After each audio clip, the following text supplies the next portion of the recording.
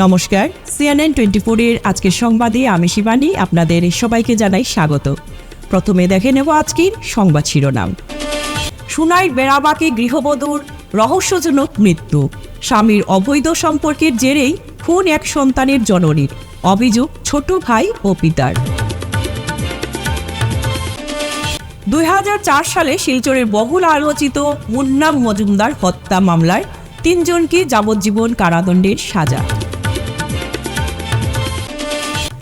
AI দিয়ে অশ্লীল video করে ব্ল্যাকমেইল, হায়দ্রাবাদ থেকে গ্রেফতার রিপন নাথ।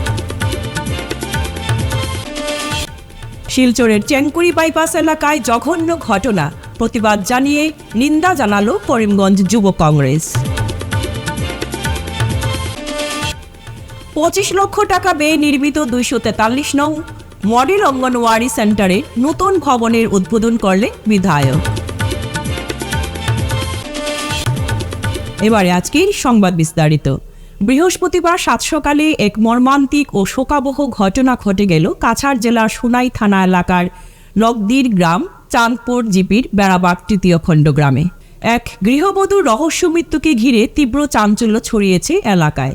গৃহবধূর বাপের বাড়ির লোকের দাবি, খুন করা হয়েছে তাদের একমাত্র মেয়েকে। বছর কয়েক আগে আমরাঘাটের গঙ্গানগর এলাকায় বাসিন্দা অনুকূল চন্দের একমাত্র মেয়ে সোমাচন্দের বিয়ে হয় বেড়াবাগ তৃতীয় খণ্ডের বাসিন্দা রাজু শীলের সাথে।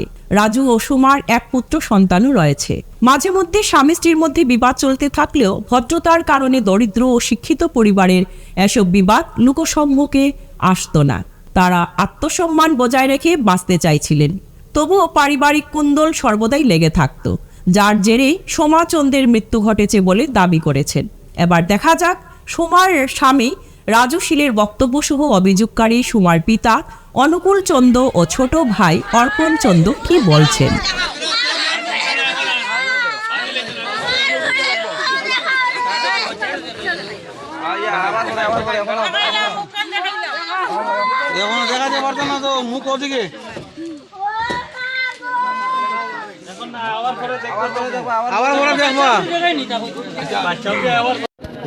এটা রশি গাইছেন শাড়ির দিন, যেটা দিন শাড়ির দাম আমি তা ভুল খবর, যেটা আমি না বা এটা তো তোমার ভাই বললো অবৈধ সম্পর্ক আছে না, তো শুনলাম তারা অভিযোগ করছে না বা এটা তো ভুল না। এখানে মারলো এটা কি ধরনের মাত্রা, এটা তো কোনোদিনও এগুলা শুনছি না আমি। প্রায় সময় টোটাল করে বলে না না না না হার রাগ উঠেছে। আমি মারছি না তো, আমি বারে বারে আমি মারছি না। ঘটনা তো আমরা ফোন করিয়া নাই, এখন এই অবস্থা দেখলাম। তারা ইমার্জেন্সি ফোন করিয়া আমরা আনছে।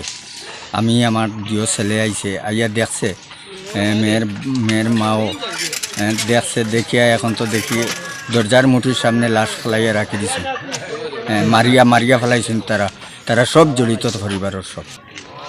সন্দেহ করে মারিয়া ফেলাইছে তো। কিন্তু এখানে একটা কথা উঠেছে যে ফাঁসি লাগছে হইয়া। ফাঁসি তো এইটা এখন বর্তমানে তো আসুন থানা পুলিশ আসুন, তারা তদন্ত করে দেখব মারিয়া ফালানি না ফাঁসি লাগরা, এখান তো তারা জান। কিন্তু আপনার সন্দেহ? আমার সন্দেহ মারিয়া ফেলাইছে তারা, গলার টিপা মারিয়া। কারা মারিয়া ফেলাইতে পারে? এই গড়র যারা আসুন তারা। বিশেষ করে কারে আপনি কইবা? রাজু শীল। বুধবার এক গুরুত্বপূর্ণ রায়ে বঙ্কিম শর্মা সভাপতিত্বে কাছাড়ের অতিরিক্ত দায়রা জজ ফাস্ট ট্র্যাক কোর্ট আদালত 2004 সালে শিলচরের বহুল আলোচিত মুন্না মজুমদার হত্যা মামলায় 3 জনকে যাবজ্জীবন কারাদণ্ডের সাজা। দেখুন সবিশেষ। দোষী সাব্যস্তদের মধ্যে রয়েছেন শিলচরের জানিগঞ্জে স্বরূপা কমপ্লেক্সের বাসিন্দা কাপড় ব্যবসায়ী ধনরাজ সুরানা এবং তার 2 কর্মচারী যথা রতন দেবনাথ এবং রিঙ্কু দেব ওরফে মধুসূদন দেব, উভয়েই উধারবন্দের বাসিন্দা। নিহত মুন্না মজুমদার শিলচরের শিব কলোনির বাসিন্দা ছিলেন এবং ধনরাজ সুরানার মালিকানাধীন সুরানা গার্মেন্টসে কর্মরত ছিলেন। মামলার নথি অনুসারে 5 নভেম্বর 2004 তারিখে ধনরাজ এবং 2 কর্মচারী মুন্না মজুমদারকে শিলচর মেডিকেল কলেজ ও হাসপাতালে নিয়ে যান, যেখানে তাকে মৃত ঘোষণা করা হয়। তার মৃত্যুর আশেপাশের পরিস্থিতি ব্যাপক সন্দেহ এবং অস্থিরতার জন্ম দেয়। এই ঘটনার পর শহরে উত্তেজনা ছড়িয়ে পড়ে। আইন শৃঙ্খলা পরিস্থিতির অবনতি নিয়ন্ত্রণে আনতে কারফিউ জারি করা হয়। রত্না মজুমদারের ছোট বোন রত্না মজুমদার, আমার ভাই 2004 নভেম্বর ঘটনাটা ঘটছে। ঘটনাটা প্রথম আমার তখন ধরুন গড়িয়াহাটা ধরুন 9টা 9:30 হইব। আমি আমার বড় বোন গড়েই আসছিলাম, আমার মাও তখন ছিল, এখন তো আমার মা নাই।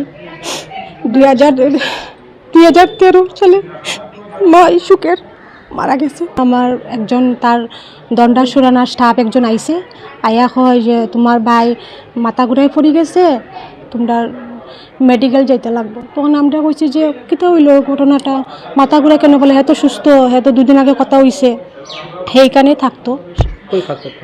ওই যে দণ্ডা সুরানার এখানে যে থাকতো, তো সেইখানে থাকিয়া কাজ করতো। আর আমরা কইছি যে হ্যাঁ কিতা হইলো হঠাৎ করিয়া? এখন না আপনারা গেলে বুঝতে পারবা। এখন আমরা গেছি পরে দণ্ডা সুরানা কইছে যে তোমরা থাকতে লাগতো না, তোমরা যাও গিয়া, আমরা কালকে সকালবেলা হারে লইয়া যাই। কইছে না দিদি, আমার দিদিও কইছে তো একটু তারা দেখাইন তে হে কিরকম আছে আসো বিষয়।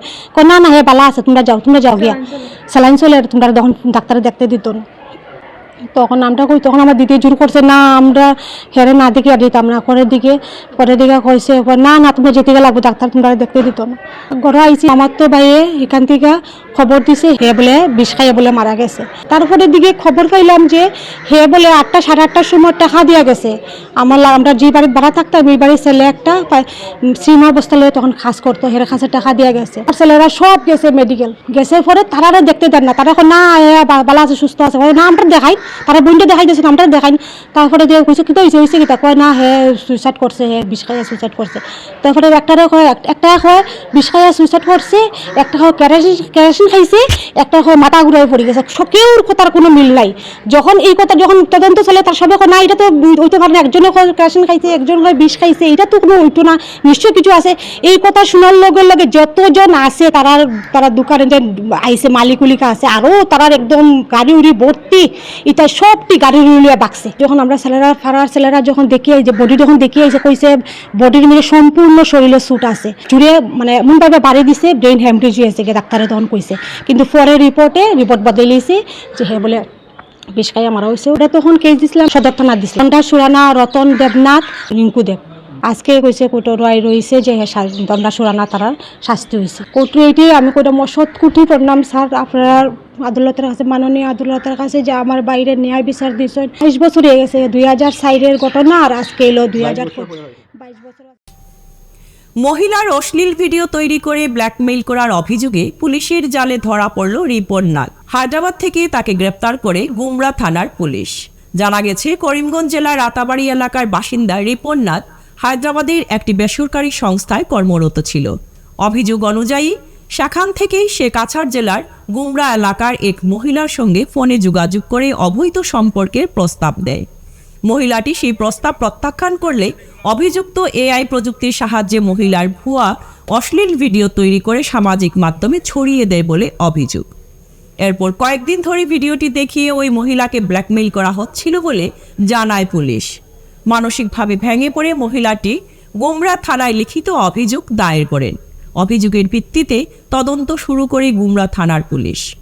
তদন্তের সূত্র ধরে হায়দ্রাবাদে অভিযান চালিয়ে রিপন নাগকে গ্রেপ্তার করা হয়। পরে তাকে গুমরায় নিয়ে আসা হয়েছে। বর্তমানে অভিযুক্ত পুলিশ হেফাজতে রয়েছে এবং পুরো ঘটনার তদন্ত চলছে। পুলিশ জানিয়েছে সাইবার অপরাধ ও এআই প্রযুক্তি ব্যবহার করে কারো মানহানি করার বিরুদ্ধে কঠোর আইনানুগ ব্যবস্থা নেওয়া হবে। ম্যাডার আমার ছবি দিয়ে বানাইছে, আমার মোবাইলও আসো বাইরে। আচ্ছা ঠিক আছে।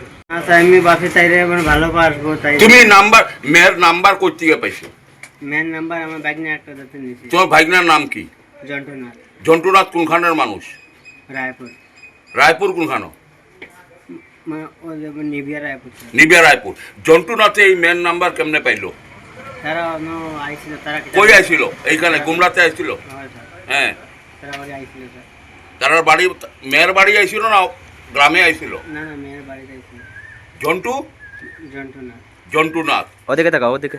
তো ওই নাম্বারগুলো পাইয়া তুমি এই নাম্বারগুলো দিয়ে এরকম করো? না স্যার, আমার খুব ভালো লাগছে স্যার, তাহলে স্যার আমি কইছি যদি ভালো লাগে তাহলে তাহলে অরুণাচল প্রদেশে করতেছো, গুমরা এলাকায় করতেছো? না স্যার। আচ্ছা, তো তোমার বাবার নাম কি? আমার বাবার নাম নিপেন্দ্রনাথ। কোন বাড়ি কোনখানে? ও তো বাড়ি ওখানে, ওদের বেটার বন্ধুর গাঁও যায়। উনি আছেন এখনো? না স্যার, মারা গেছেন? আচ্ছা, তোমার ওদিকে যাও ওদিকে যাও। তোমার ভাই কয়জন? আমরা 3 ভাই 3 বোন স্যার। আচ্ছা, তোমার বাড়ি কই অরিজিনাল? বেটার বোন। বেটারবন কোন জায়গায়? বেটার বন্ধুর গাঁও বাজার, বেটারবনটা কোন ডিস্ট্রিক্টে পড়ছে? করিমগঞ্জ ডিস্ট্রিক্ট। রামকৃষ্ণনগরের কিনারে? হয়। আচ্ছা, হাইলাকান্দি না কোন? তোমাদের সদর থানা কোনখানে? রাতাবাড়ি। রাতাবাড়ির আন্দারে বেটারবন। তোমার নাম? আমার নাম রিপননাথ। তুমি কই থাকো? হায়দ্রাবাদ। হায়দ্রাবাদে কোন জায়গায়? হায়দ্রাবাদ নার্সিং। নার্সিং এখানে কি কাজ করো? মানে আগে কাজ করেছি কোম্পানি, এখন মানে রান্না কাজ করি। হ্যাঁ, রান্নার কাজ, কুক। আচ্ছা, তুমি এই ইদানিং যেসব কাজকর্ম করছো এগুলো তুমি করতেছো? আমার স্যার আগে আমি ভুল করছি স্যার। অ্যাকচুয়ালি কি হয়েছে ঘটনাটা, কি করো তুমি? তুমি কি করো? মেয়ের সাথে কি করো? আমি স্যার ওরে আমি একটু ভালো পাইছিলাম, তাহলে ওর ছবি আমি ওর ফটো নেটে লাগাইছিলাম, ওটা আর স্যার আর কিছু করছি না। ফোনও কিতা ধমকি দিছো? না, ফোনের সাথে ধমকি দিই না। কতজন মেয়ের লাগে তোমার এইরকম? আর করতাম না স্যার। না, কতজন মেয়ের লাগে এটা? কাছাড় জেলার শিলচরের চেংকুরি বাইপাস এলাকায় জঘন্য ঘটনা নিয়ে গভীর নিন্দা জানালেন করিমগঞ্জ যুব কংগ্রেসীরা। বৃহস্পতিবার কংগ্রেস কার্যালয়ের সামনে যুব কংগ্রেসেরা প্লেকার্ড হাতে নিয়ে প্রতিবাদ মুখর হয়ে ওঠেন। যেহেতু ন্যাক্কারজনক ঘটনার সঙ্গে অসম বিশ্ববিদ্যালয়ের এবিভিপির ছাত্র সংসদের ম্যাগাজিন সম্পাদক অরূপ দাস জড়িত থাকায় পুলিশ তাকে আটক করার পর পরবর্তীতে তাকে ছেড়ে দেয় শর্ত সাপেক্ষ, তাতে তারা অসন্তোষ ব্যক্ত করেন। যুব কংগ্রেস করিমগঞ্জ জেলা সভাপতি সুস্মিত দেব একথা জানান। স্লোগানে সরগরম করে দেন তারা কার্যালয় চত্বর।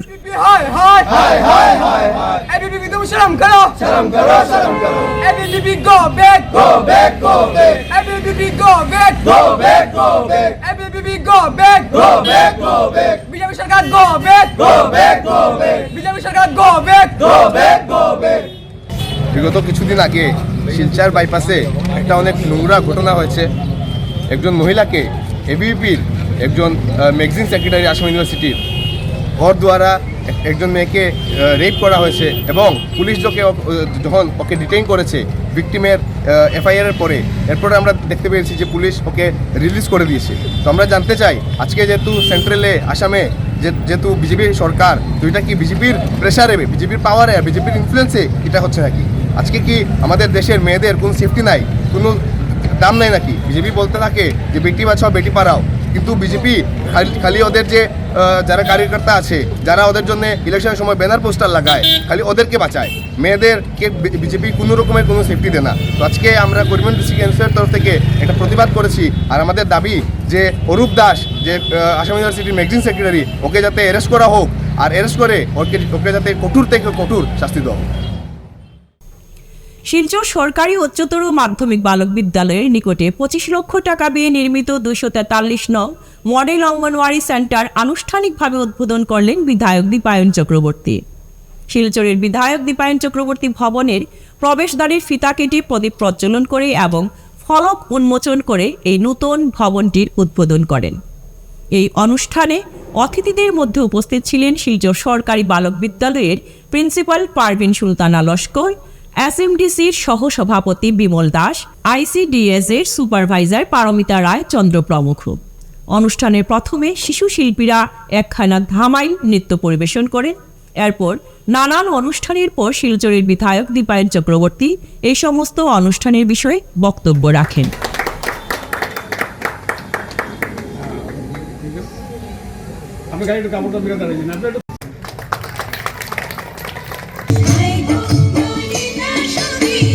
সুন্দর একটা কাজ করেছে, তার জন্য সকলের পক্ষ থেকে বিমল দাসকে আমি আমার আন্তরিক ধন্যবাদ জ্ঞাপন করছি। এই কাজটা একটা মন্দিরের কাজ।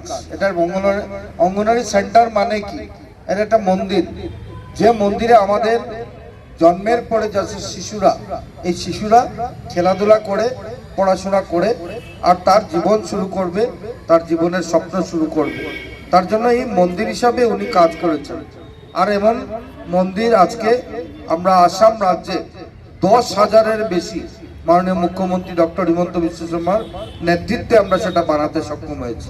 তার জন্য 2021 ইংরেজিতে এই মহান ব্যক্তিত্ব, যিনি অর্থমন্ত্রী অজন্তা নিয়োগ মহোদয়া, উনি তার বাজেট অধিবেশনে সেটা আসামের মানুষকে বলেন যে আমরা মডেল অঙ্গনওয়াড়ি সেন্টার বানাতে চাই।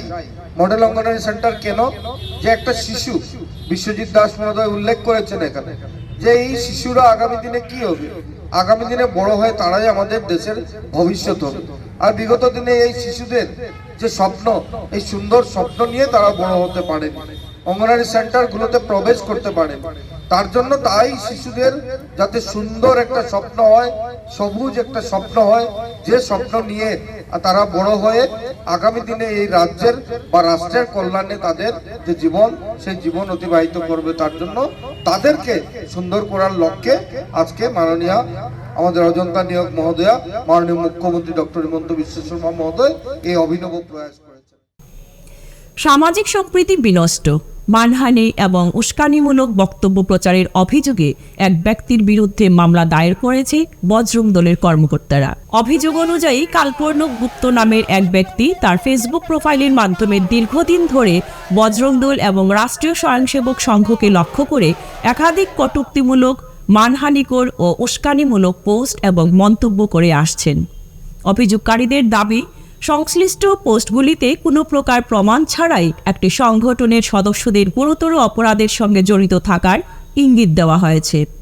পাশাপাশি কিছু মন্তব্যে ব্যঙ্গাত্মক ও উদ্দেশ্য প্রাণোদিত ভাষা ব্যবহার করে সংগঠনের ভাবমূর্তি ক্ষুণ্ণ করার চেষ্টা করা হয়েছে বলে অভিযোগ তোলা হয়েছে।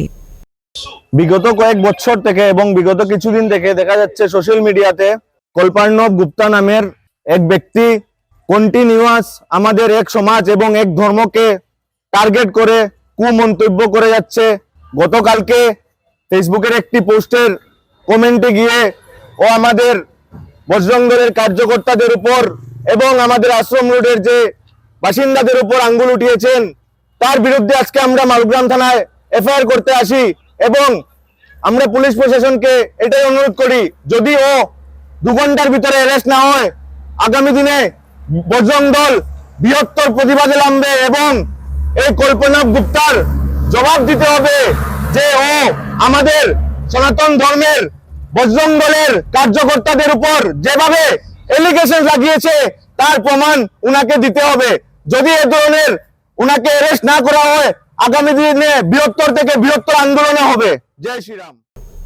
ফিরছি একটি বিরতির পর, আপনারা সঙ্গে থাকুন। বেস্ট কেয়ার মেডিকোস আপনাদের দীর্ঘস্থায়ী এবং সুস্থ জীবনের দিকে আরও এক কদম এগিয়ে দিতে আমরা বদ্ধপরিকর। আমরা বেস্ট কেয়ার মেডিকোস। আমাদের ঠিকানা ইটখোলা, অপোজিট দুর্গা মন্দির। যোগাযোগ 8472804476 অথবা 9707585025। এখানে যে কোনো ধরনের ওষুধের ওপর আপনি পেয়ে যাবেন ফ্ল্যাট 15% ডিসকাউন্ট। এছাড়াও আমাদের সমস্ত ওষুধ একেবারে অরিজিনাল। আপনারা বেস্ট দামে, বেস্ট মূল্যের ওষুধ পাবেন বেস্ট কেয়ার মেডিকোসে। ফিরে এলাম বিরতির পর। কাছাড় জেলার শিক্ষা বিভাগের 227টি ক্লাস্টারের বিভিন্ন স্কুলের পরিচালন সমিতির এবং মাদার গ্রুপের কাজে উৎকর্ষতায় সম্মান জানালো কাছাড় জেলা সমগ্র শিক্ষা অভিযান। বুধবার বঙ্গভবনে আয়োজিত এই সম্মান জ্ঞাপন অনুষ্ঠানে ক্লাস্টার ভিত্তিক সর্বোত্তম গ্রুপকে মানপত্র দিয়ে সম্মান জানানো হয়। অনুষ্ঠানে উপস্থিত ছিলেন গুরুচরণ বিশ্ববিদ্যালয়ের উপাচার্য প্রফেসর নিরঞ্জন রায়, কাছাড় কলেজের অধ্যক্ষ প্রফেসর অপ্রীতম নাগ, জেলা শিক্ষা বিভাগের অতিরিক্ত জেলা শাসক অমরজ্যোতি কুটুম, শিক্ষা বিভাগের ডিপিও বিদ্যুৎ চৌধুরী সহ শিক্ষা বিভাগের শিক্ষাস্তরীয় কর্তারা। অনুষ্ঠানে এই পুরস্কারের পাশাপাশি অন্যান্য উৎকর্ষতার জন্য বিভিন্ন শিক্ষাগণকেও সম্মানিত করা হয়। অতিরিক্ত জেলাশাসক অমরজ্যোতি কুটুম এবং ডিপিও বিদ্যুৎজ্যোতি চৌধুরী জানান, এই পুরস্কার পরবর্তীতে গুণোৎসবের মতো মূল্যায়নে বিদ্যালয়গুলিকে সাহায্য করবে। আজকে আমাদের 25 ফেব্রুয়ারি আমরা কাছাড় ডিস্ট্রিক্টে বেস্ট এসএমসি অ্যাওয়ার্ড এবং মাদার গ্রুপস অ্যাওয়ার্ডের ফাংশনটা রেখেছি। আমাদের কাছাড় জেলায় 227টি ক্লাস্টার আছে এবং প্রত্যেকটি ক্লাস্টার থেকে বাছাই করে একজন আমরা স্কুল সিলেক্ট করা হয়েছে, যেটা আমরা ব্লক থেকে সিলেকশন করে দিয়েছেন এবং এর মধ্যে থেকে আমরা বেস্ট এসএমসি, কিছু স্কুল বেস্ট এসএমসি অ্যাওয়ার্ডের জন্য পাচ্ছেন আর কিছু স্কুল বেস্ট মাদার গ্রুপ অ্যাওয়ার্ডের জন্য পাচ্ছেন। বিভিন্ন ওনাদের academic performance, enrolment drive, retention, তারপরে আপনাদের মিড ডে মিল, তারপরে গুণোৎসবের অ্যাসেসমেন্ট বা রেগুলার আমাদের সভা যেগুলো হয়, প্যারেন্টস মিটগুলো হয় বা মাতৃগুটের যেগুলো আমাদের ব্যবস্থাপনায় ওনারা যেরকম মিড ডে মিল টেস্ট করেন বা সহযোগিতা করেন, কন্ট্রিবিউশন করেন, সেই এনটিএর সব জিনিসটা লক্ষ্য রেখে এই বেস্ট এসএমসি অ্যাওয়ার্ড সিলেকশন করা হয়েছে বা বেস্ট মাদার গ্রুপ সিলেকশন করা হয়েছে। এর মধ্যে আমরা আজকে ডেকে নিয়েছি আমাদের প্রত্যেক স্কুল থেকে যারা সিলেক্টেড স্কুল থেকে যারা প্রেসিডেন্ট এবং হেড টিচার, হেডমাস্টার বা মাতৃগুটের জন্য সেই মাতৃগুটের প্রেসিডেন্ট আর হেডমাস্টারকে আমরা ডেকেছি। ওনারা এসছেন, ওনাদেরকে একটা মোমেন্টো এবং একটা সার্টিফিকেট আমাদের ডিস্ট্রিক্টের তরফ থেকে দেওয়া হয়েছে, এডিসি স্যারের তরফ থেকে দেওয়া হয়েছে এবং এই জিনিসটা একটা প্লাস পয়েন্ট হবে যে সময় আমরা গুণোৎসবের মান যেসব অ্যানালাইসিস করা হয় একাডেমিক পারফরমেন্সের জন্য, তখন এই ধরনের সার্টিফিকেট যারা পায় ওদেরকে একটা স্টেজ ওরা পায়, কারণ এটার মধ্যে কমিউনিটি কন্ট্রিবিউশন ওনাদের থাকে। আমরা দেখতে পেয়েছি অনেক স্কুলে নিজের মতো করে গ্রামের মানুষরা, প্যারেন্টসরা, টিচার্সরা এবং কিছু অনুদান করে থাকেন। সেই অনুদানের জন্য আমরা ওনাদের কন্ট্রিবিউশন, যেটা সমাজ জড়িতকরণের কন্ট্রিবিউশন যেটা বলি, সেই জিনিসটা ওনারা এগিয়ে দিচ্ছেন। তার জন্য আমরা আজকে এই প্রোগ্রামটি করেছি। শিলকুড়ি চা বাগানের এক গরিব পরিবারের মেয়েকে সোমবার বিয়ে দিল শ্রী শ্রী বরং বাবা মন্দির পরিচালন কমিটি। বুধবার হিন্দু ধর্মের রীতিমতো সম্পন্ন হয় বিবাহ অনুষ্ঠান। এতে কমিটির তহবিল থেকে বিয়ের যাবতীয় খরচ বহন করা হয়। বরং বাবা মন্দির পরিচালন কমিটি সামাজিক কর্মকাণ্ডের অঙ্গ হিসেবে প্রতি বছর শিলকুড়ি, ফরাকাই, দরগাকুনা ও ধরমখাল চা বাগানের 4টি গরিব পরিবারের মেয়েকে নিজের খরচে বিয়ে দিয়ে থাকে। এরই অঙ্গ হিসেবে বুধবার শিলকুড়ি চা বাগানের ওই গরিব পরিবারের যুবতীকে করিমগঞ্জ জেলার এক পরিবারে বিয়ে দেয় কমিটি।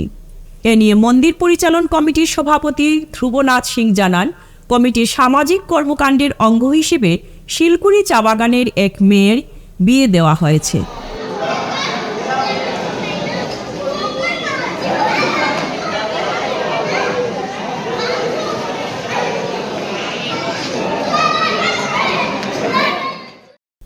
আজকের সংবাদ এ পর্যন্তই। নমস্কার।